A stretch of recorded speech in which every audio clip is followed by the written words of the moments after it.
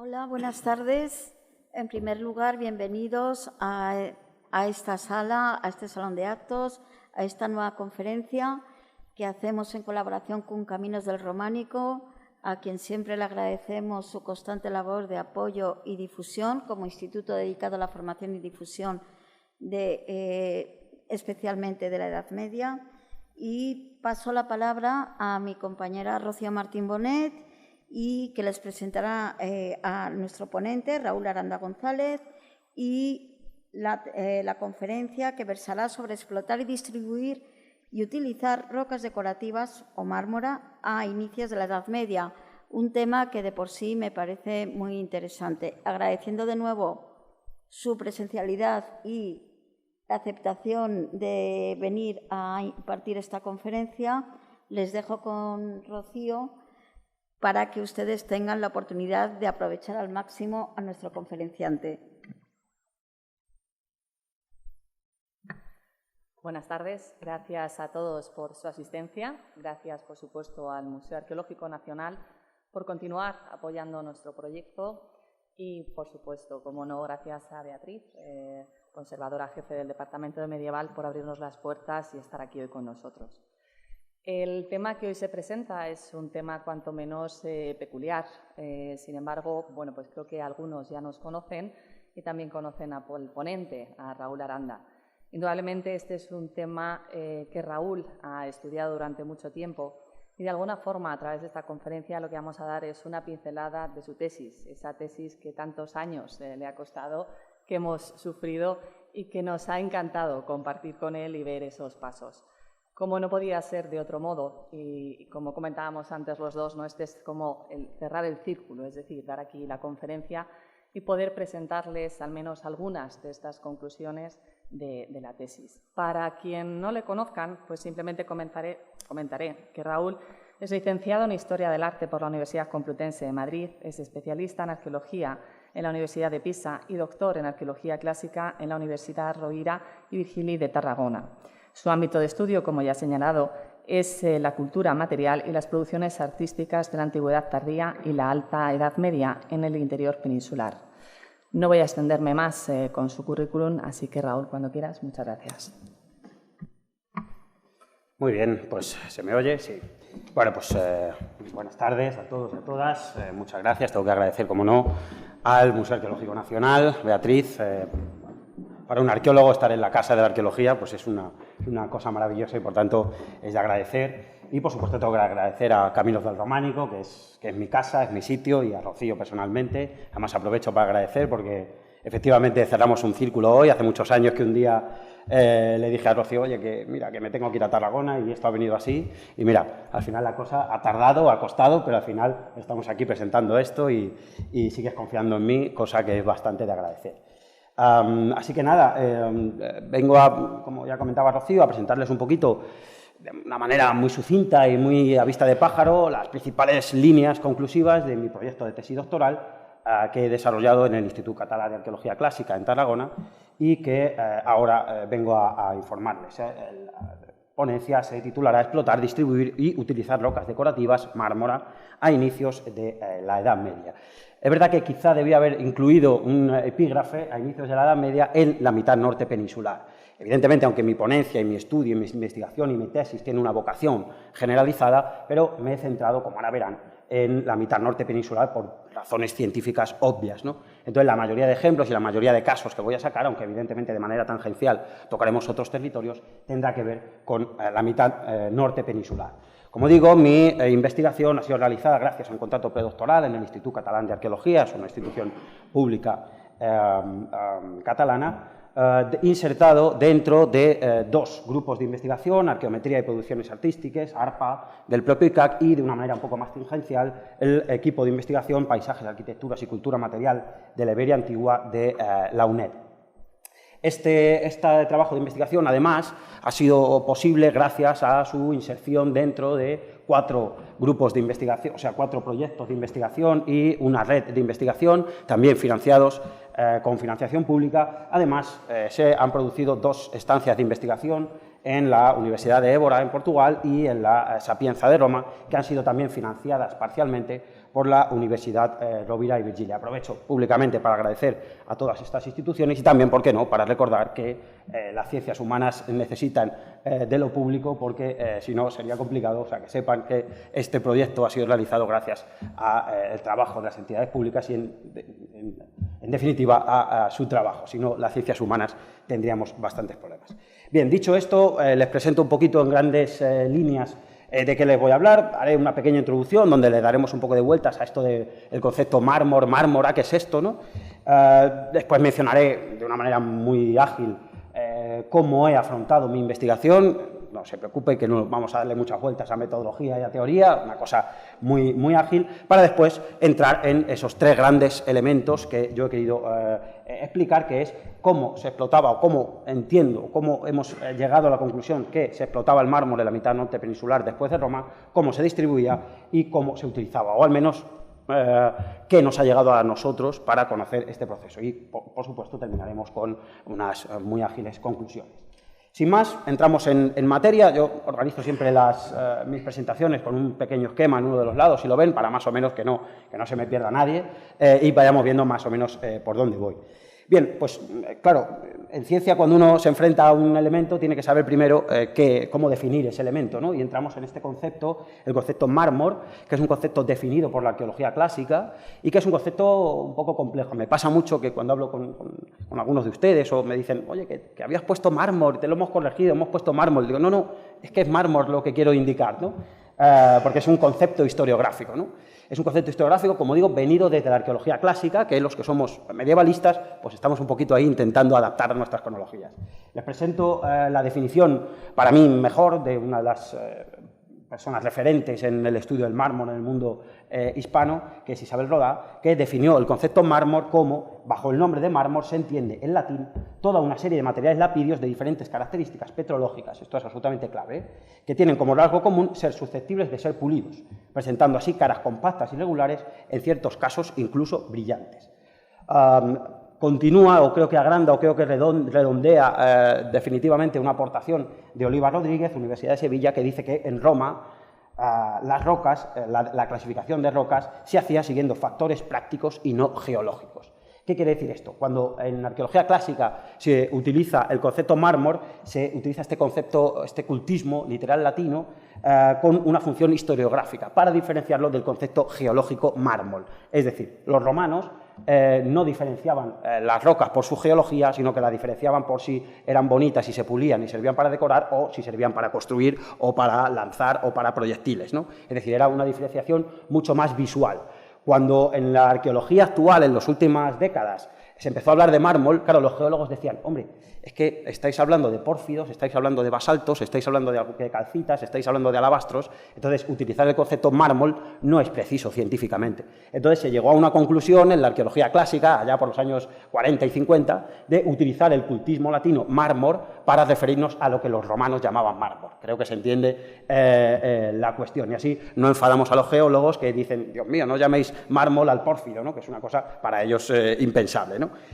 Claro, el problema es, vale, muy bien, la arqueología clásica lo tiene claro, saben a lo que llaman mármol y saben cómo definir mármol. Lo que pasa es que en la arqueología medieval o alto medieval todavía pues este problema estamos definiéndolo, ¿no? Entonces yo me preguntaba en mi tesis doctoral si era preciso utilizar este concepto a la manera romana. Para ello lo que hice fue una revisión básica de las fuentes y me encontré básicamente algunas definiciones, pocas, escasas, pero algunas de gran valor, ¿no? Como no, les tengo que mostrar a Isidoro Sevilla, a la primera mitad del siglo VII, en sus etimologías, que dice, en efecto, hay diferencia entre las piedras y los mármoles, pues se denominan mármoles a las piedras singulares que son apreciadas por sus manchas y colores. Aquí parece que se está adhiriendo a la definición romana. El mármol se define no por su presencia de caliza o su presencia no por su composición geológica, evidentemente, sino que el mármol se define por sus manchas y sus colores, por una cuestión básica. Es decir, para Isidoro, una piedra que pudiera tener una composición X, si no brillaba y si no tenía colores y si no era impactante, no se llamaba mármol, ¿no? Esto continúa al final del arco cronológico en el que yo estudio, con una definición de Pedro Damián, es un benedictino que es muy partícipe en la Reforma Gregoriana, la primera mitad del siglo XI, que menciona el concepto marmor porphyreticum, es decir, llama pórfido marmóreo. Esto para un geólogo de hoy en día es un contrasentido, pero para nosotros nos sirve para entender que todavía en el siglo XI el concepto mármol se utiliza a la manera romana. Es decir, se define mármol como una piedra que sirve para decorar y que es susceptible de ser pulida y que sirve para pues esto, ¿no? Decorar estancias, ¿no? Esta es la definición de mármol. Por eso yo asumo y propongo que también los arqueólogos que nos dedicamos al mundo medieval, por lo menos a la Alta Edad Media, ya a partir del siglo XI-XII, cuando cambia a partir de la generalización del románico y sobre todo del gótico, ahí ya sería otro debate. Pero al menos hasta el siglo X parece obvio que el concepto mármol a la romana se mantiene, ¿no? Por tanto, yo en mis investigaciones voy a utilizar el concepto mármol. Creo que se entiende la diferenciación.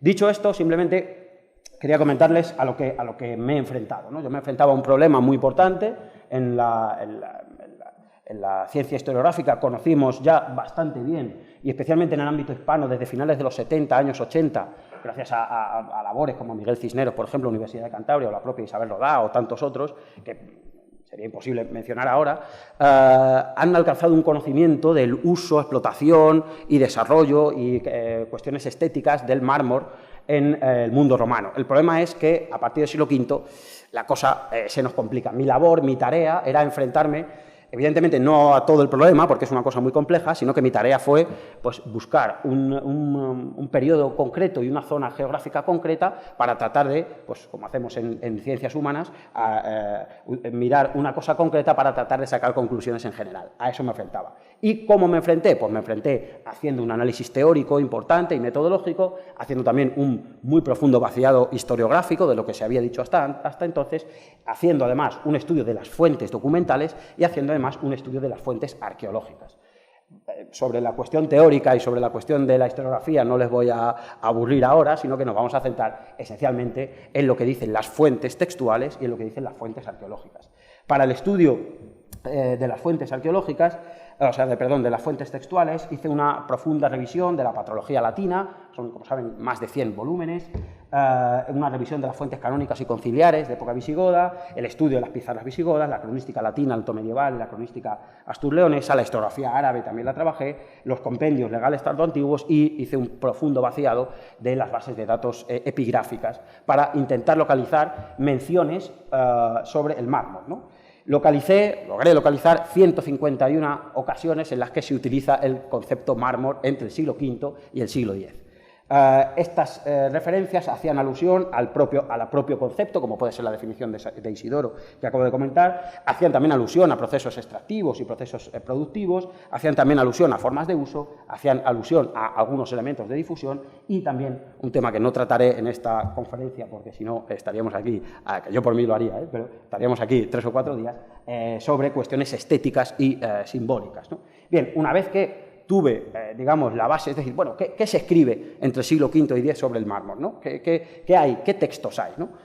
Pues obviamente me fui a lo que yo soy arqueólogo y al final me debo a la cultura material y a las producciones artísticas, y entonces lo que decidí, lo que planteamos en mi proyecto de tesis doctoral fue hacer un inventario de piezas, porque es que esto ni siquiera existía, es decir, evidentemente el mármol se había estudiado en la Edad Media antes que yo, obviamente, pero digamos que no había un buen corpus de piezas que dijéramos, bueno, pues mira, hay estas piezas y tenemos estas piezas localizadas, ¿no? Entonces me lancé a la batalla y me lié a recorrer el norte de la península ibérica localizando piezas marmóreas, evidentemente sobre la base de la historiografía, ¿no? Sobre la base de la bibliografía, no es que fui por allí por los pueblos buscando rocas.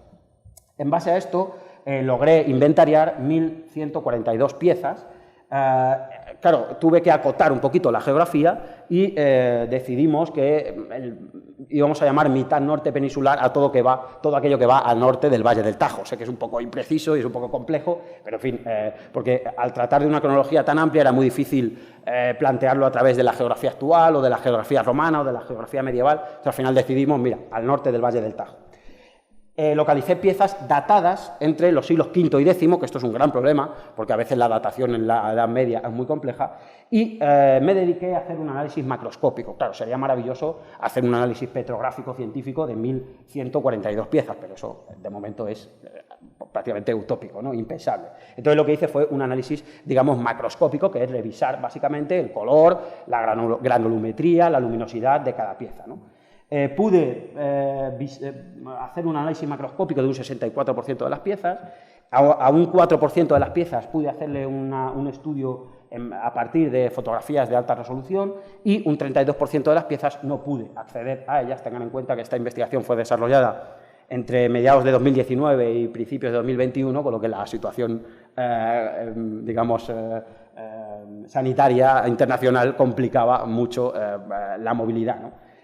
Por tanto, bueno, al final logré localizar 1.142 piezas. Por tanto, en base a esta metodología, en base a qué sabemos que dicen los textos entre el 5 y el 10 sobre el mármol y en base a un inventario de piezas que evidentemente no estará completo y no lo estará nunca porque algo se te puede quedar, pero creo que con 1.142 piezas ya hay un volumen de piezas, al menos para poder preguntar a esas piezas, para poder investigar, para crear ciencia a partir de esas piezas y por tanto en base a las fuentes y en base a las piezas comencé a preguntar, como se hace en ciencia, preguntar a los elementos, ¿no? En base a esto, básicamente decidí que iba a preguntar 3 preguntas. Cómo se extrae, cómo se logra, cómo se obtiene el material, cómo se mueve el material, si es que podemos averiguar cómo se mueve, que sería la distribución, cómo se utiliza, es decir, de qué manera se utiliza, si se utiliza igual que en el mundo romano o no, y también me pregunté qué significa, qué simbología se le da, pero como digo, esto lo dejo para una segunda versión. Entrando de lleno en la cuestión de la explotación, vamos a las fuentes. Lo que voy a hacer, como ven en el esquema, es explotar, hablaré un poquito de las fuentes textuales, vamos, alguna mención, y después le daremos vueltas a las fuentes arqueológicas y eso mismo haré en la distribución y en la utilización, ¿no? En cuanto a la explotación, ya les digo que no hay ni una sola mención en toda esa retahíla de fuentes que he revisado, no hay ni una sola mención precisa y exacta que diga se explotaba tal roca decorativa en tal sitio. Eso no existe, pero eso tampoco es una novedad extraña de la mitad norte peninsular, ni siquiera de toda la península, ni siquiera del occidente tardo antiguo y alto medieval, ¿no? Del occidente mediterráneo. En el oriente mediterráneo, es decir, en el mundo bizantino, sí que se mantienen menciones importantes, hay bastante epigrafía, pero en el occidente hay alguna mención de Ausonio, a unas canteras en el Rin, pero poca cosa más. Desde luego, en la mitad norte peninsular no tenemos ni un solo texto que mencione la explotación de una cantera. Nos tenemos que agarrar a Prudencio, que hace una mención en su descripción del lugar donde se ubicaban las reliquias de Santa Eulalia en Mérida, finales del siglo IV, que dice: aquí, donde el brillo forastero y autóctono del vistoso mármol ilumina los atrios protectores. Fíjense qué cosa más escasa, sutil, pues a esto hay que agarrarse, ¿no? Brillo forastero y autóctono. Ahí ya dijimos, bueno, pues brillo forastero y autóctono del mármol, no es que brille, o sea, el mármol forastero y autóctono, entendemos que al menos a finales del siglo IV parece que todavía se distingue un mármol, digamos, local, además se está hablando de Mérida, podríamos hablar del mármol de Estremoz, frente a mármoles foráneos. Bueno, pues a esta referencia tan sutil y tan escasa hay que agarrarse para entender desde el punto de vista de las fuentes la explotación. Y luego, digamos, a la parte final de mi arco cronológico hay otra alusión complicada, rara, extraña, errática y difícil. Al-Makari, que es un texto del siglo XVIII, pero que está recogiendo un texto de Ben Hayyan del siglo IX, dice que Abderramán III extrajo material para construir Medina Zara de canteras en sus dominios andalusíes, como por ejemplo el mármol blanco de Tarragona y Almería. Aquí tenemos un problema porque en Tarragona no hay mármol blanco. En Almería parece ser que se debe estar hablando del mármol de Macael, pero Tarragona, entonces el problema que tenemos está hablando de mármol reutilizado, lo que hizo fue ir a por materiales, lo que supuestamente debió hacer Abderramán III, que habría que ver, porque estamos hablando de una fuente terciaria o incluso, es decir, la fuente de la fuente de la fuente, se nos complica. Pero es que Abderramán fue a Tarragona a por materiales reutilizados, es que no se refiere a Tarragona, sino que se está refiriendo a alguna otra ciudad, que esto al parecer es habitual, puede estar refiriéndose, se alude a Tarragona como un lugar de referencia del pasado romano, pero a lo mejor se fue a otra ciudad romana. Bueno, pues ese es el gran problema. Evidentemente hay más cosas, no he podido traer todas las fuentes, está en proceso de publicarse mi estudio de las fuentes, o sea que les podrá llegar mi estudio profundo de las fuentes, pero aquí evidentemente he traído dos pequeñas píldoras. Hay más cosas, pero casi sobre esto hay que construir el argumento. Nos queda Isidoro de Sevilla, que es la gran fuente para entender el mundo tardoantiguo, que si bien no menciona canteras, aporta un listado de mármoles, pero parece que es un listado que está claramente dependiente de Plinio, es decir, que lo que hace es continuar a Plinio, y no queda muy claro si esos mármoles él los conocía o no. Y luego menciona un par de elementos que son claves y fundamentales, que es Metellum, o Metela, y Ergástula. Metellum es el sitio donde son destinados los desterrados para extraer el filón del mineral y cortar el mármol en capas. Y, un poquito más adelante, define Ergástula como el lugar donde se encierran los malhechores para que realicen algún trabajo. Entre ellos, cortan mármoles, lo que les mantiene encadenados, a pesar de cortar mármoles. Aquí Isidoro abre la caja de Pandora, porque, claro, nos está diciendo que hay penados, hay condenados que van a las canteras a sacar mármol. Ostras, ¿eso quiere decir que en el siglo VII hay canteras activas de mármol? Difícil. Lo que seguro quiere decir es que está leyendo algún romano que ha escrito esto, seguramente Plinio, ¿no? Este es un problema, un debate que estamos moldeando, ¿no? Y algunos expertos en Plinio estamos tratando de ver hasta qué punto Isidoro está copiando a Plinio o no. Porque, claro, esto es clave, ¿no? O sea, un personaje como Isidoro nos está diciendo que en época visigoda había condenados. Esto tiene implicaciones no solo para el mármol, sino para la legislación. Los que estudian la legislación visigoda dicen, ostras, cuidado que esta cuestión de mandar a penados a la cantera, que lo sabemos que se hacía en Roma, ¿perdura esta época visigoda?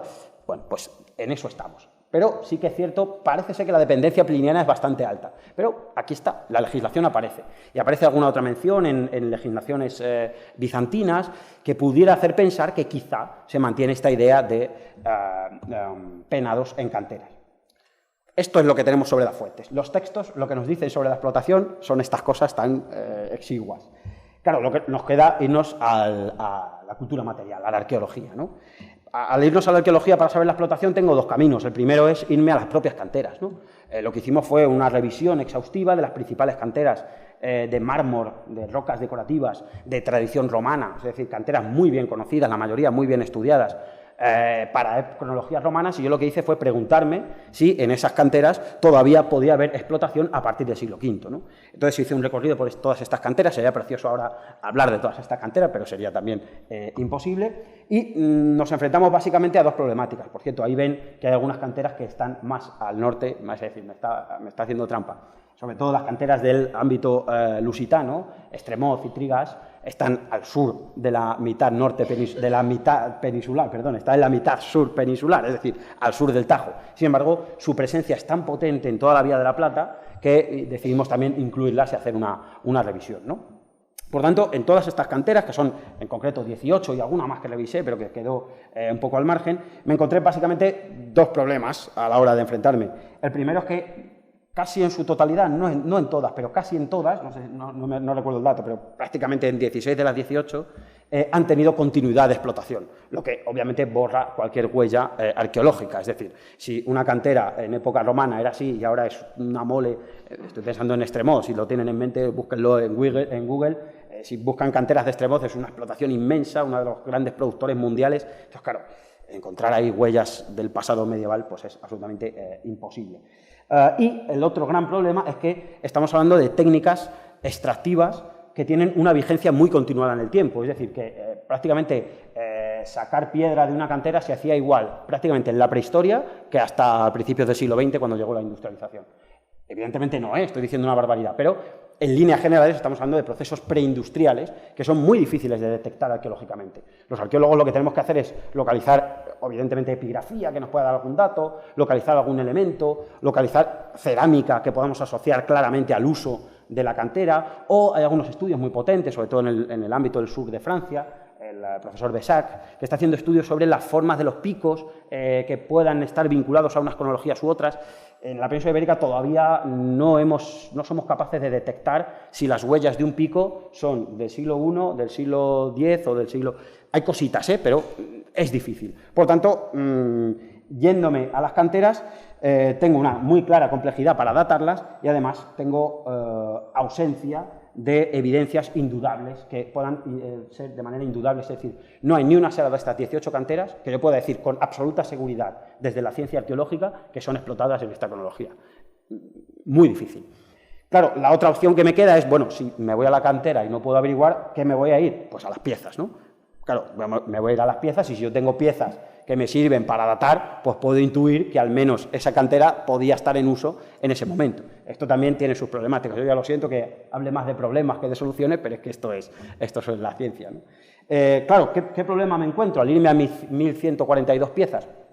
Básicamente me encuentro dos grandes problemas. El primero es que el 93% de las piezas no están analizadas macroscópicamente, o sea, no están, analizadas mineralógicamente, petrográficamente. Es decir, en algunos materiales que visualmente son muy fáciles de distinguir, pues bueno, muy bien. Pero claro, si yo tengo una inmensa cantidad de mármoles veteados, grisáceos, blanquecinos, si yo no tengo detrás un análisis petrográfico que me pueda decir la composición de esos materiales, es muy difícil. Por tanto, si de las 1.142 piezas, un 93% no sé de dónde vienen, sé que tengo la pieza, pero no sé de dónde vienen, me va a costar mucho conocer cómo era la explotación.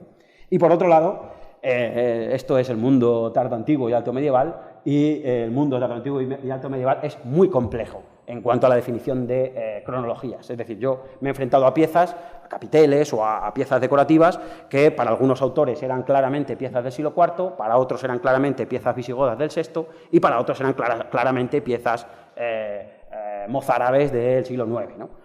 Ya saben, y si son asiduos del mundo alto medieval hispano, saben la inmensa complejidad que hay. Claro, entonces yo, si me encuentro un capitel que no sé de dónde viene y además unos me dicen que es del IV, otros me dicen que es del V y otros me dicen que es del IX, pues me encuentro con ese problema. Aún así, aún con todas estas dificultades, hemos logrado trazar más o menos, a grandes rasgos, una vida útil de cada cantera a través de las piezas, ¿no? Aquí les presento este cuadro, que sería también muy interesante ir viendo cantera por cantera qué es lo que ocurre, pero evidentemente se nos va en el tiempo. En líneas muy generales, la evidencia más clara es que entre el siglo III y el V casi todas las rocas decorativas tienen evidencias de uso primario. De momento estoy hablando siempre de uso primario, ¿eh? El mundo de la reutilización es otro mundo complejo, ¿eh? Es decir, si ven en naranja, o en, no sé cómo sale aquí, si en naranja o en rojo, la mayoría de las rocas decorativas tienen presencia hasta el siglo V con total seguridad, incluso un poco después. Es decir, entre el VI y el VII, es decir, época visigoda, hay evidencias de uso primario en muchas de las rocas. En Cerro de la Rosa, en Toledo, en Oincio, en Galicia, en Alcover, en Tarragona, en Sant Beat, Auber, Extremoz, Trigas y Campany. Sant Beat, Auber y Campany son pirenaicos, Extremoz y Trigas son lusitanos de Portugal. Entonces, bueno, parece claro que en el siglo... no sabemos si se explota o no, pero lo que es evidente es que en el siglo VI y VII hay evidencias de uso primario, de piezas que se están haciendo por primera vez en esa época, en esas rocas. Y lo que también podemos comprobar es que a partir del siglo VIII y hasta el siglo X decaen radicalmente las piezas de uso primario. Es decir, hay muy pocas rocas que podamos decir con total seguridad que se está utilizando su material a partir del siglo VIII. Bueno, pues es algo, esto es lo que nos aferramos, ¿no? Evidentemente es una propuesta compleja, difícil y hay que seguir avanzando. Yo lo que he hecho en mi tesis es simplemente sacar el tema a la luz y a partir de aquí, pues mi carrera profesional me llevará por otros caminos. Quiero decir, si dentro de 10 o 15 años vuelvo a hacer aquí una presentación, pues a lo mejor pongo este cuadro y pongo el otro, el actual al lado y lo mismo es muy diferente, pero evidentemente esto es a lo que había que enfrentarse. Bien, la distribución, igual, muy complejo. A la hora de acercarnos a las fuentes, muy escasez. No tenemos fuentes como tienen, por ejemplo, en el mundo bizantino, donde se habla de rocas, donde se habla de trayectos de movilidad de materiales, muy poca, bastante escasez, ¿no? De nuevo, nos tenemos que agarrar a un par de elementos, ¿no? Al-Razi, un texto del siglo X, que relata una cuestión que debió ocurrir en tiempos del emir Mohammad I, emir de Córdoba, entre el 852 y el 866. Dice que un general, alguien que estaba en la línea del emir, dijo que tenía deseo de mármoles, ¿no? Y para adornar sus nuevas construcciones que mandó edificar. No dice dónde eran estas construcciones. Entonces ocurrió que hizo un viaje a Mérida en el periodo siguiente a su decoración y encontré mármoles y otros bloques de piedra de una gran belleza. Hice levantar y llevar estos que yo pensaba agradarían a mi padre. Es decir, nos está diciendo que un personaje muy vinculado al poder a mediados del siglo IX está yendo a Mérida a por mármoles. Bueno, es un dato. Esto nos está diciendo que puede haber cierta movilidad. Lo que no sabemos es si esos mármoles son de cantera o son reutilizados. Este es el otro gran debate, pero de momento estamos en eso. Y nos queda también la maravillosa acta de constitución de la Catedral de Santiago de Compostela, vinculado a Alfonso III, el año 899, donde dice literalmente, no les he puesto la traducción porque no es mía, yo no soy filólogo, pero se entiende más o menos bien, o si no se lo digo yo, que indica que Alfonso III va a una ciudad, una tal Ebácea, que no sabemos muy bien dónde es, parece que es Coria, pero no queda muy claro, va literalmente a por mármoles, para llevárselos a Santiago. Bueno, además, no lo he incluido, pero relata que va por mar, ¿no? Lo que decimos, bueno, si de Coria a Santiago va por mar, hombre, pues puede ser, ¿no? Puede irse al Atlántico. Esto es lo que tenemos, los datos fiables para acercarnos a procesos de movilidad de mármol entre el siglo V y el X en la mitad norte peninsular. Bueno, cuando menos sabemos que las élites, al menos en época altomedieval, lo que si se fijan ya va encajando, que es cuando menos se explota la cantera natural, ya las élites están buscando mármol y están moviéndose para encontrar mármol. Bueno, pues ya vamos sabiendo cosas, ¿no? Claro, ¿qué nos dice la arqueología? Pues difícil también, aquí todo es difícil. Lo que hicimos es un pequeño reparto geográfico, intentar triangular un poquito las piezas donde aparecen y tenemos una variedad bastante amplia. Hay un reparto geográfico de las piezas bastante equilibrado en casi todas las cronologías, con una ligera superioridad en la meseta norte, pero que entendemos que casi es más casual esa ligera superioridad de la meseta norte, ¿no? O sea, parece que entre el siglo V y el X no hay una zona geográfica en la mitad norte peninsular que tenga un uso del mármol mucho más extenso. Y en otro estadio lo que hicimos fue ir revisando cantera por cantera, pieza por pieza, vinculada a un determinado material, qué distribución tenía, es decir, la pedra de Santa Tecla de Tarragona, bueno, pues mira, aparece en Tarragona, pero espérate que aparece también en Zaragoza. Oye, pues mira, ya sabemos que esto no se circunscribe solo a Tarragona.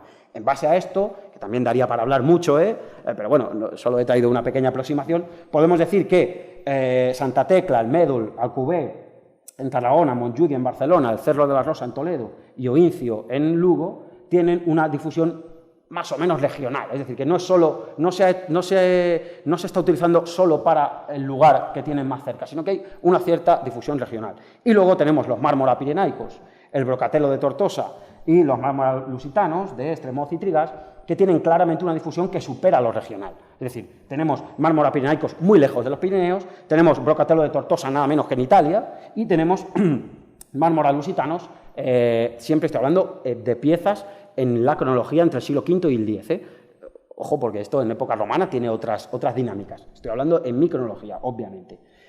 Y tenemos piezas de la cronología del V al X, de Estremoz y Trigas en el Atlántico, en Oviedo, ¿no? Que se van claramente de la zona regional. Bueno, pues esto podemos enfrentarlo. Aquí les muestro algunos gráficos que pueden ser de interés, como el de la evolución de las piezas por zonas, que queda bastante claro que en la meseta norte y en la franja cantábrica aumenta sobre todo en época altomedieval, mientras que más o menos es igual en el resto de épocas en la meseta. Esto podemos decir sobre la difusión. Y nos quedaría saber el empleo. Bueno, más o menos hemos podido averiguar qué sabemos sobre cómo se explota, hemos podido plantear qué sabemos sobre cómo se distribuye el mármol y nos queda saber, bueno, cómo se utiliza o qué podemos agarrarnos para utilizar. Les traigo también un par de fuentes, en esto sí que hay algo más de fuentes, pero evidentemente he estado tentado de traer mucho más, pero me he quedado en dos fuentes para entender cómo es el uso del mármol entre el siglo V y el X en la mitad norte peninsular.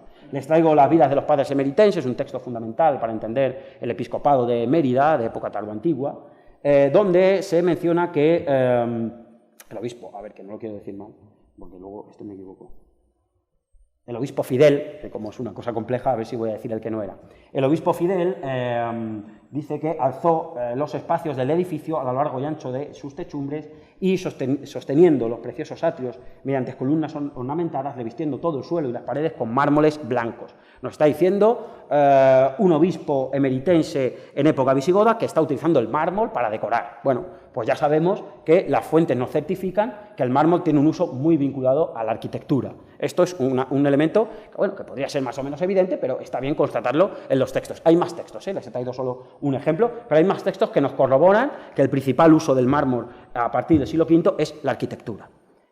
Y luego tenemos esta pieza absolutamente maravillosa, fuera de lo común, que es el sarcófago de Itacio, que se fecha en el siglo V, y que está en la Catedral de Oviedo, que tiene un texto absolutamente maravilloso y que dice mucho de lo que es el mármol en época tardoantigua. Dice, en este precioso mármol, la inscripción, como ven, está a lo largo de la parte superior, aquí tengo una imagen también que se aprecia.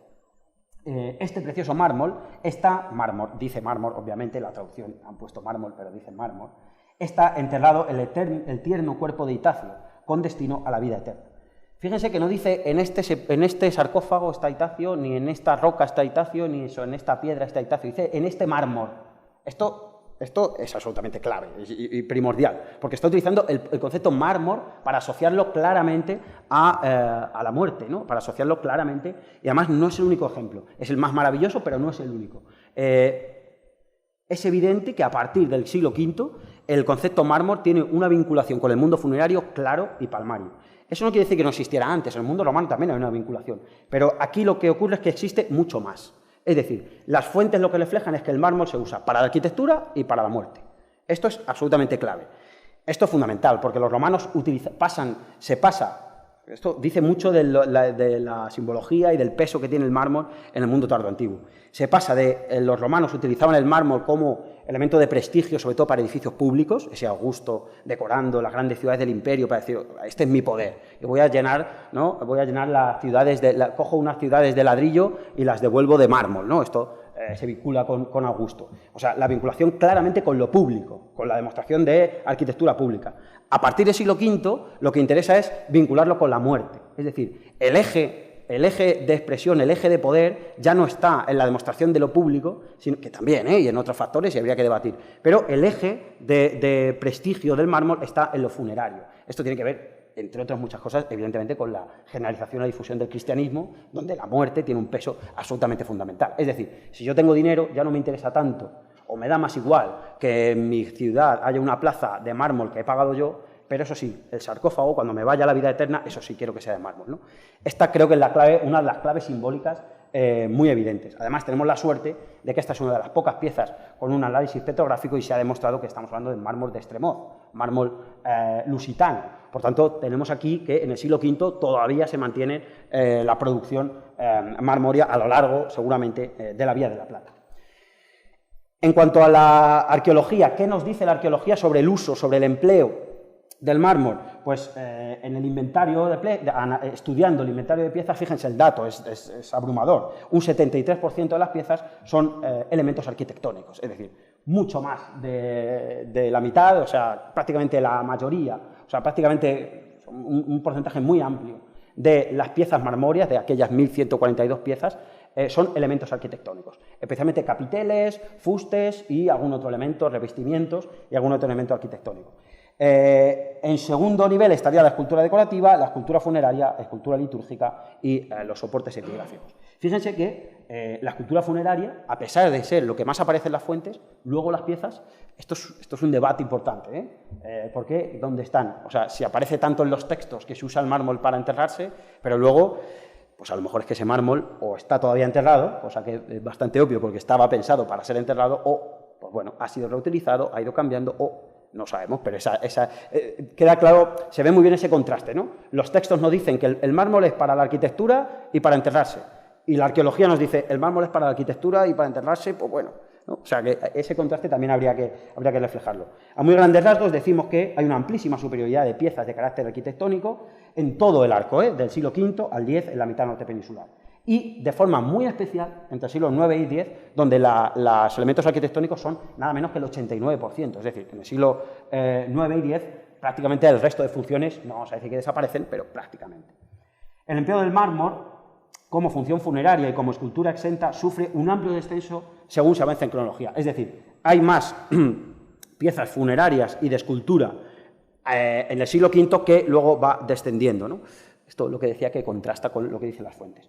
Un elemento absolutamente fundamental es que la escultura litúrgica, se ve muy bien en el gráfico, es en la línea amarilla, la escultura, o estoy yo delante, no sé, la escultura, o sea, la línea amarilla marca que los elementos de escultura litúrgica, es decir, canceles, mesas de altar, atrios, todo tipo de elementos vinculados a la liturgia religiosa, crecen de manera importante en época visigoda, mientras que en el siglo V y en época alto medieval se mantienen, digamos, muy secundarios. Esto también nos dice mucho. En época visigoda el uso principal es el arquitectónico porque es así en todos, pero el siguiente uso principal es la liturgia. Cuidado, que en época visigoda la liturgia tiene un peso fundamental y ahí está el mármol, ¿no? Estas son pequeñas conclusiones que se van extrayendo de este proceso. Y los soportes epigráficos son más numerosos cuanto más nos acercamos a Roma, ¿no?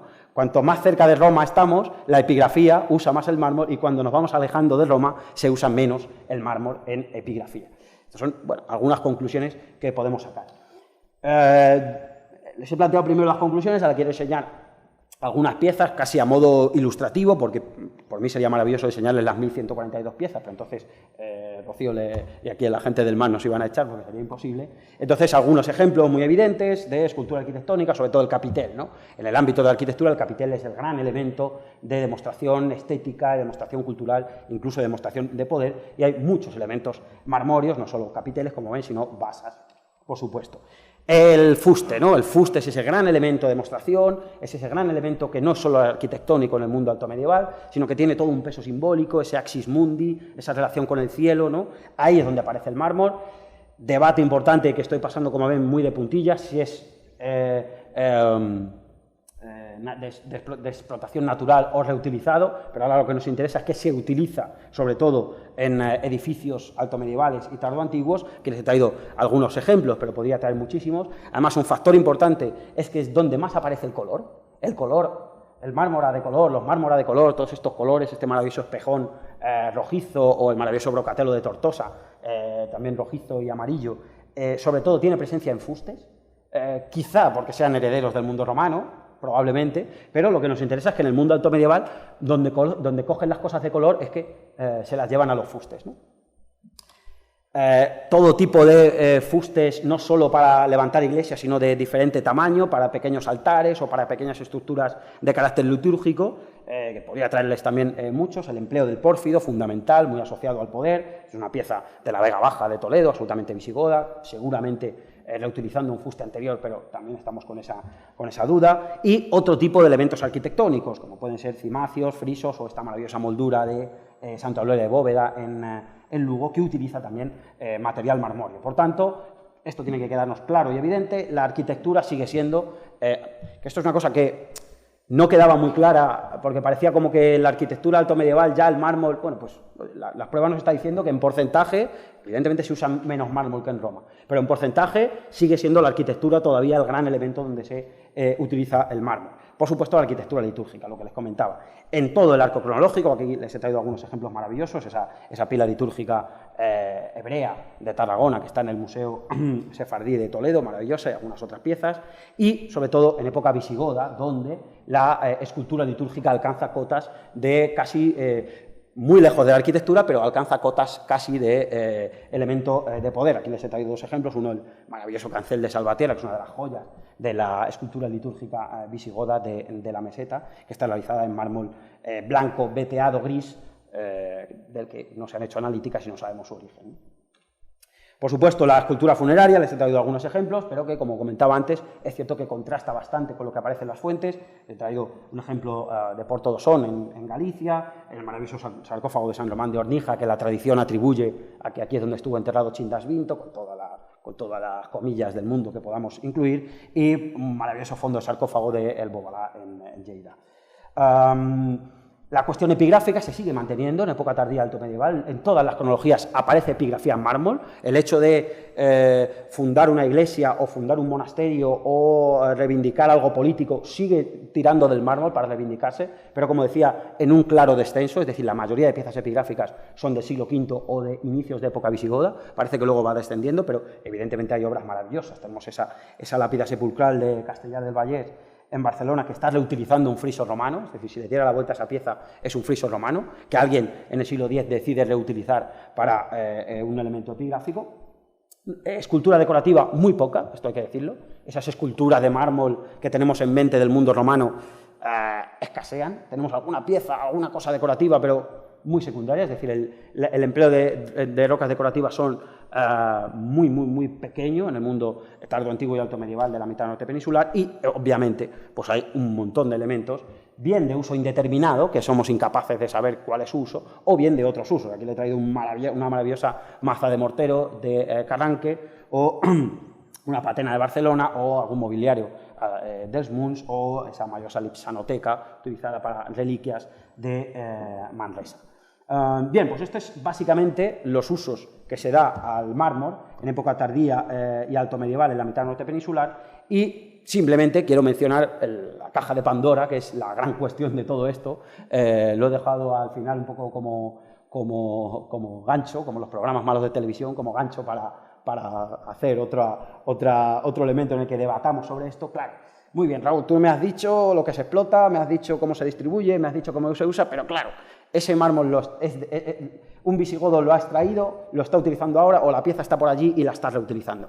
Bueno, pues ese es otro de las grandes luchas que tenemos en este tema. En cuanto a lo que yo puedo aportar en mi estudio arqueológico, de las 1.142 piezas, el 16% son con total seguridad piezas plenorromanas reutilizadas, con total seguridad, porque evidentemente o se ve una parte, o se detecta un elemento, o lo dicen las fuentes, o con total seguridad. Y nos queda un 9% que parece que tiene algún elemento, que parece que viene de antes, que parece...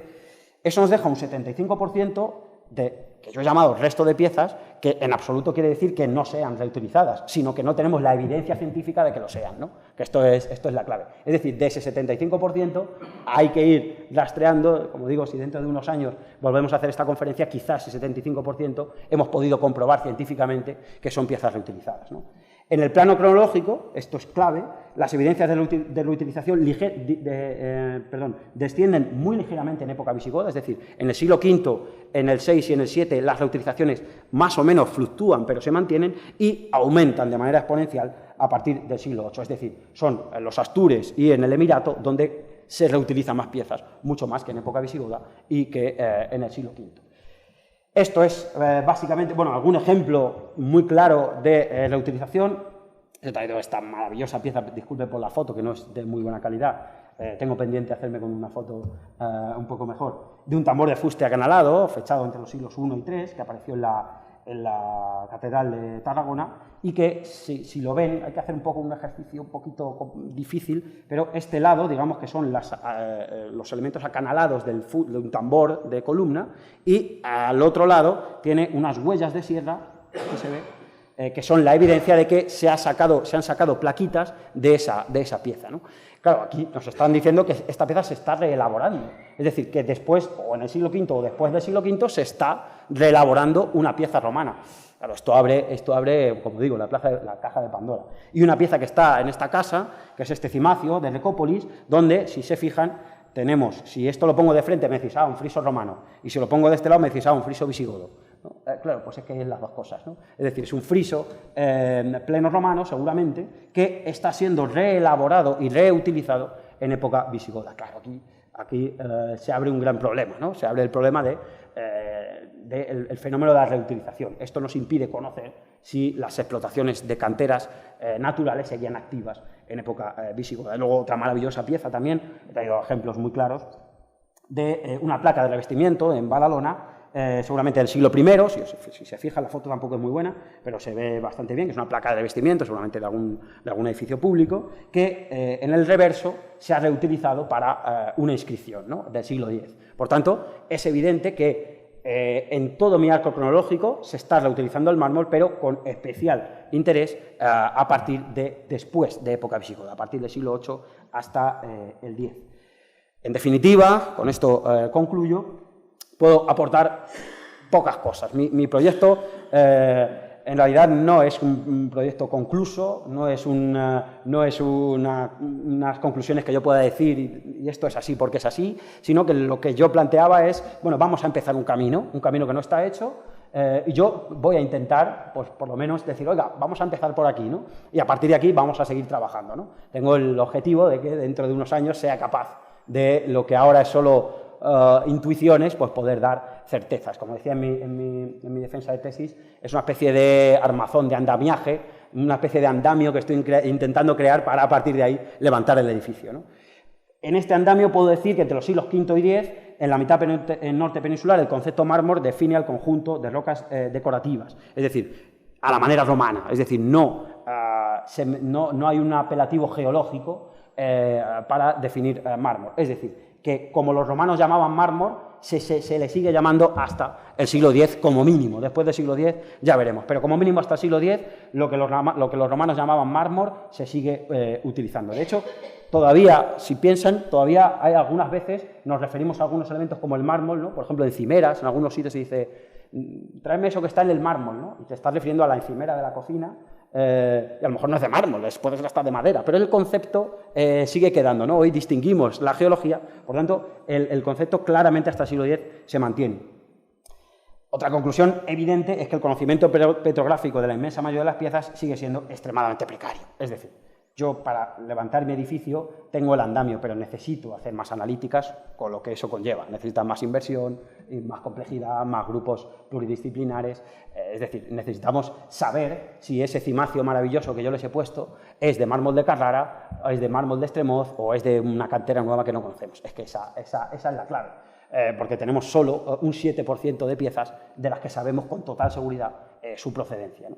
Y en cuanto a las líneas que yo he querido expresar en esta conferencia, en cuanto a la explotación, ni las fuentes textuales ni la arqueología de los frentes extractivos ofrecen datos concluyentes sobre el mantenimiento de los sistemas productivos más allá del siglo V. Ahora bien, las canteras de Estremoz, Trigás en Alentejo, el Cerro de la Rosa en Toledo, San Beat, Ober y Campán en los Pirineos, o Incio en Lugo, Alcubé en Tarragona y quizá el Médol Lugo no, el Médol Tarragona, eso es una rata bastante grave, parecen mantener cierto nivel de producción hasta la época visigoda. Es decir, parece que hasta la época visigoda parecen mantenerse, quizá se está desmembrando el sistema de producción romano, pero parece mantenerse hasta el siglo VII. A juzgar por el empleo primario de las rocas extraídas en dichas canteras. Muchas de las canteras de tradición romana se mantienen hasta el siglo VII.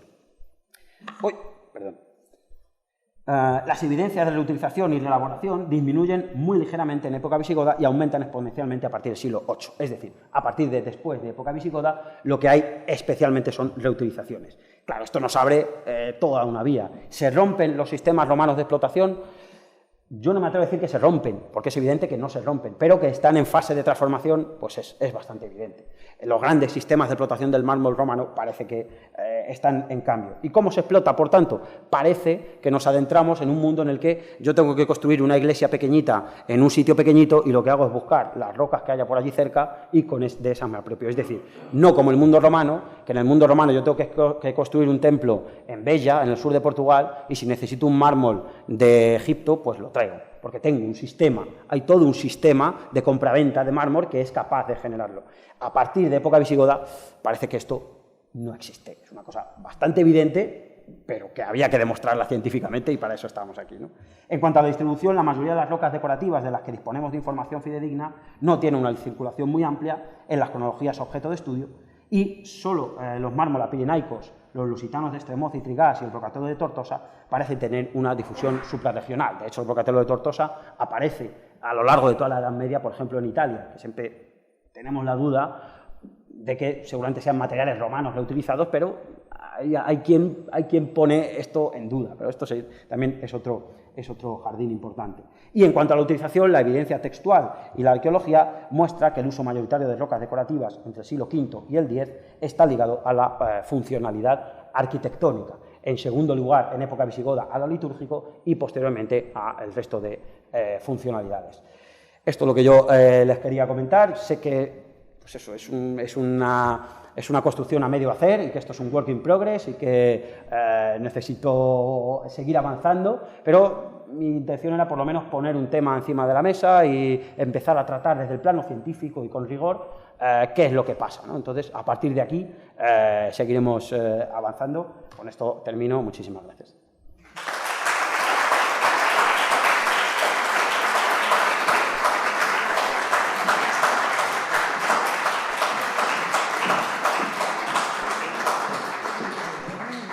Madre mía, la que digo. Bueno, en primer lugar, agradecer a Raúl su magnífica ponencia, que nos ha abierto los ojos en un tema tan complicado como es el uso de los mármora y además muy didácticamente creo que todos lo hemos entendido y hemos aprendido un montón. Y le animo, por supuesto, a seguir trabajando en esas lagunas, que se puedan hacer análisis petrográficos, que puedan ir sacando piezas nuevas, que nos puedan ir aportando nueva luz en estos temas. Y ahora mismo, lo primero que quería hacer es, si tienen ustedes preguntas. ¿Hay alguna pregunta? Sí, aquí. Si espera un minuto que nos traen el micrófono y entonces nos podemos oír todos. Aquí.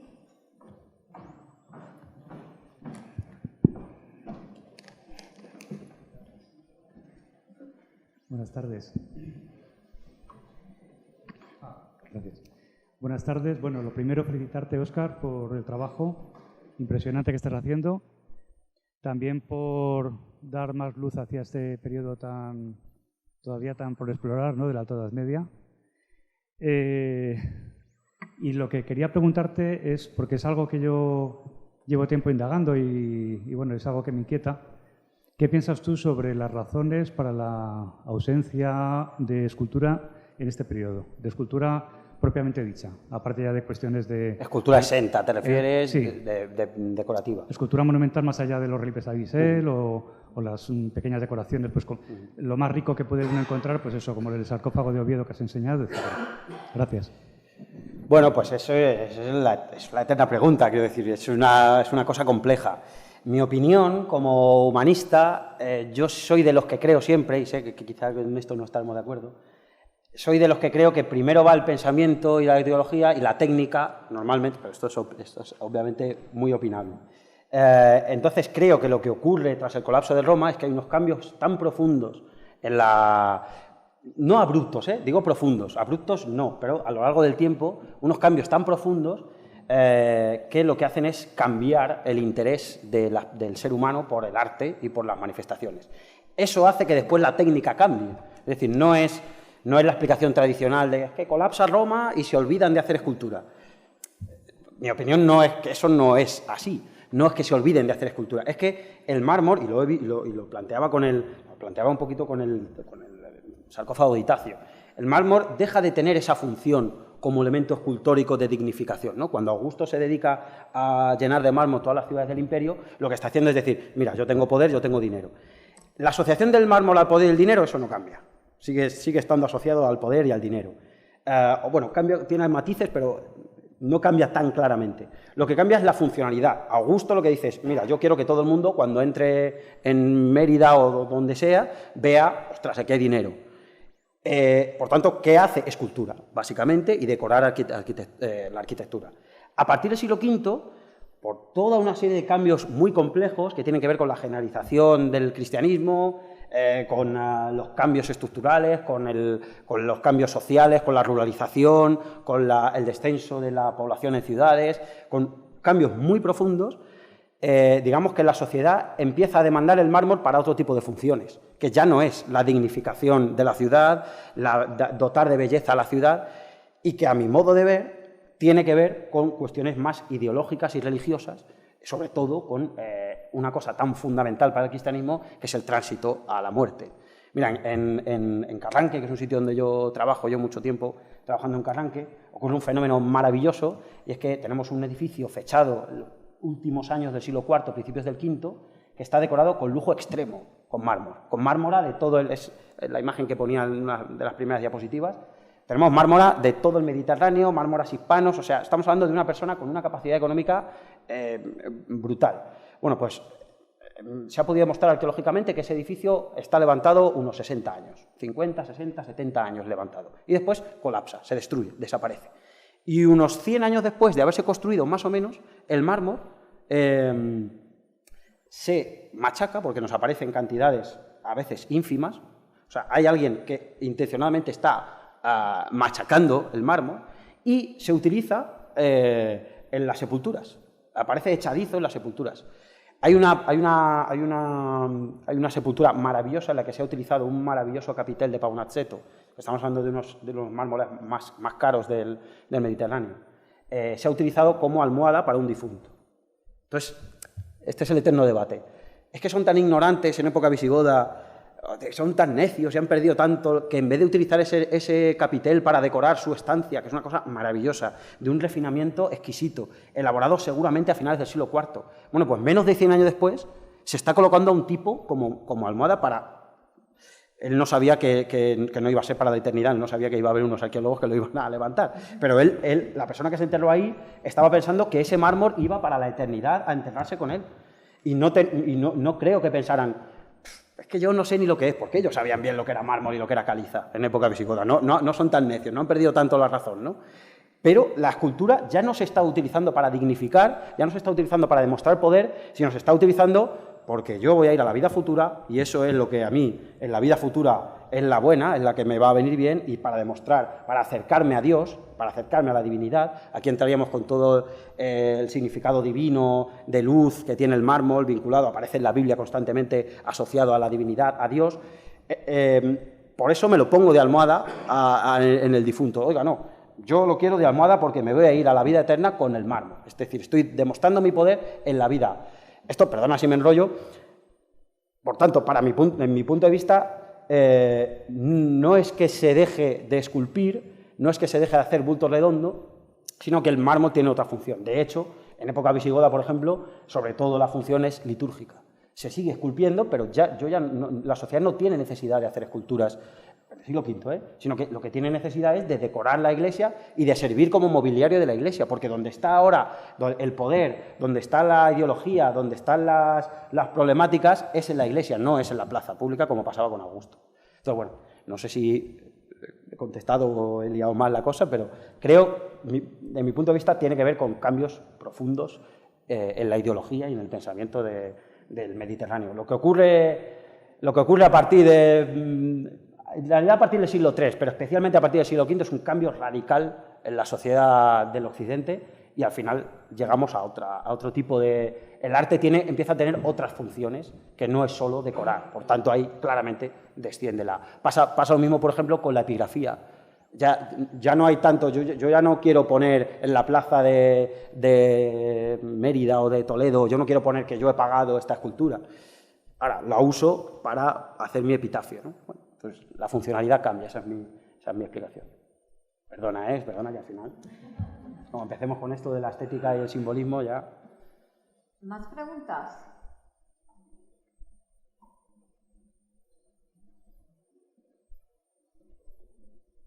¿No hay más preguntas? Os he dejado ya...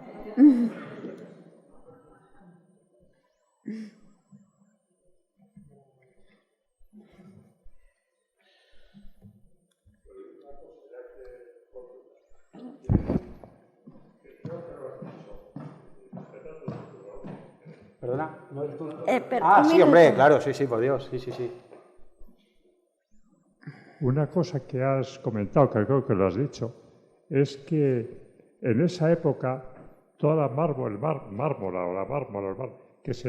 tanto de reutilización como de extracción primaria, es todo de la península ibérica. O sea, que no hay importación en esa época de otros sitios, de otras canteras. Cuidado o con Portugal esto. es península ibérica. Quiero decir que fuera de la península ibérica, de Italia, etcétera. Mira, entre las piezas que yo he estudiado, claro, volvemos al problema de que solo el 7% sabemos con seguridad de dónde viene. Esto es un problema grande. De ese 7% hay muy pocas piezas que sean extrapeninsulares. Y las pocas piezas que hay que no sean extrapeninsulares son reutilizadas. Es decir, Mármora de Carrara, por ejemplo, que está ya en la península ibérica desde tiempo inmemorial y se reutiliza en época visigoda. La llegada de Mármora no peninsulares al norte peninsular entre el siglo V y X, de momento, es bastante escasa. No hay grandes elementos que parezca que vienen elementos foráneos.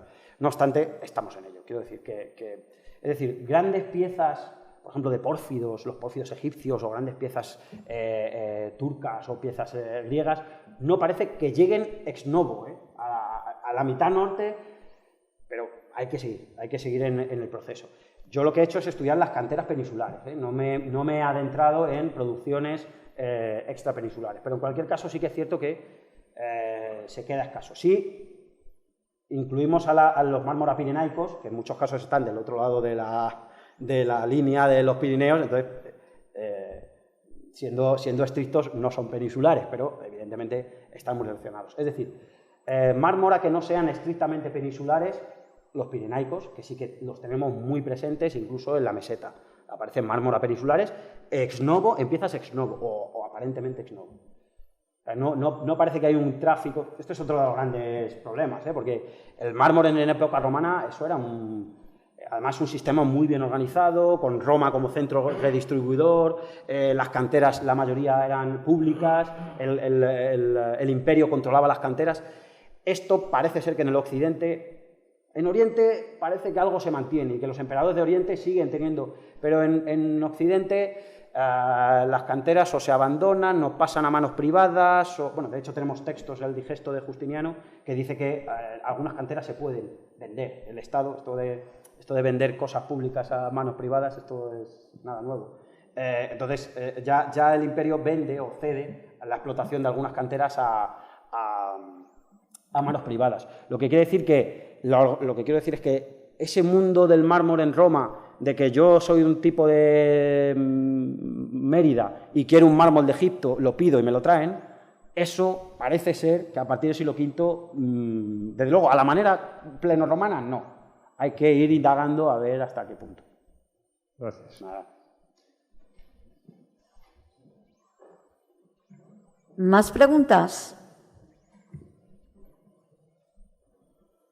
Si no hay más preguntas, sí me gustaría hacer una pregunta a Raúl. Sería sobre las nuevas líneas de investigación. A partir de ahí, esos debates que has abierto y que están ahí sobre la mesa, ¿cuáles son esas próximas líneas de trabajo en las que estáis ahora mismo incidiendo mayormente? Si te soy sincero, el problema es que la principal línea no depende exclusivamente de mí, en el sentido que no depende exclusivamente de la arqueología, sino que depende, evidentemente, de la geología, de que nuestros compañeros los geólogos nos ayuden a entender. Es decir, creo que el paso más evidente, aparte de que yo, evidentemente, tengo que seguir con las fuentes y tengo que seguir con...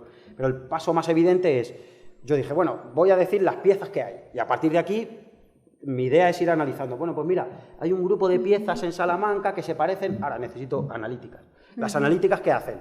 Que no me basto por mí mismo, es decir, necesito crear un equipo multidisciplinar, cosa que no es difícil porque por suerte vengo del ICAC, donde es una referencia internacional en trabajos interdisciplinares con geólogos, y por tanto eso no sería problema, pero es dinero, es decir, yo ya no me puedo meter en casa con mi ordenador, sino necesito hacer analíticas, y eso es complicado, y luego es científicamente muy problemático, porque el hecho de ir avanzando en el conocimiento petrográfico, los geólogos cada vez son capaces de precisar más la composición de los mármora, y esto, lejos de ser... o sea, para los geólogos es maravilloso, pero a veces para nosotros nos complica, porque claro, te dan unas variabilidades muy complicadas, pero necesariamente la línea tiene que seguir en ir aumentando ese porcentaje de piezas que podamos decir, claro, es que yo o sea, de las 1000 y pico, solo un 7% puedo decir, esto viene de Estremoz, esto viene de Tarragona, esto viene de... Entonces, claro, necesito aumentar ese porcentaje para poder seguir, oye, pues mira, parece que Estremoz sí que tiene uso, necesito avanzar, pero es un problema, pues eso, necesito multidisciplinaridad, necesito financiación y es un problema complejo. Mira, vengo ahora además es la línea... Vengo ahora esta semana de un congreso internacional, una cosa enorme, en Viena, un congreso solo del mármol antiguo, ni siquiera del mármol en la historia del arte, sino del empleo del mármol en el mundo antiguo. Es un congreso donde cada vez los arqueólogos vamos teniendo un peso más secundario, no secundario porque sigue siendo arqueología, sino cada vez dependemos más de los geólogos. Es decir, bueno, pues hemos elegido una disciplina que necesita de la multidisciplinariedad necesariamente. Ya no sirven esos arqueólogos del siglo XIX allí en su gabinete, eso ya no vale. Entonces, necesariamente necesitamos colaborar con los geólogos y y establecer líneas para aumentar ese porcentaje. Pero bueno, es una tarea difícil, pero bueno, a mí no me dijo nadie que esto fuera fácil, así que hay que seguir. Muy bien, pues ¿alguna pregunta más?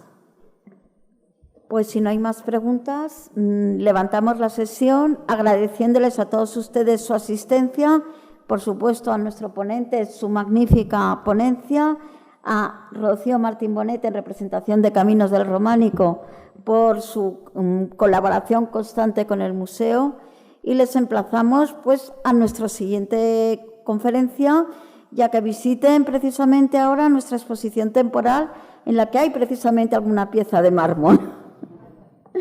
Buenas tardes. Muchas gracias.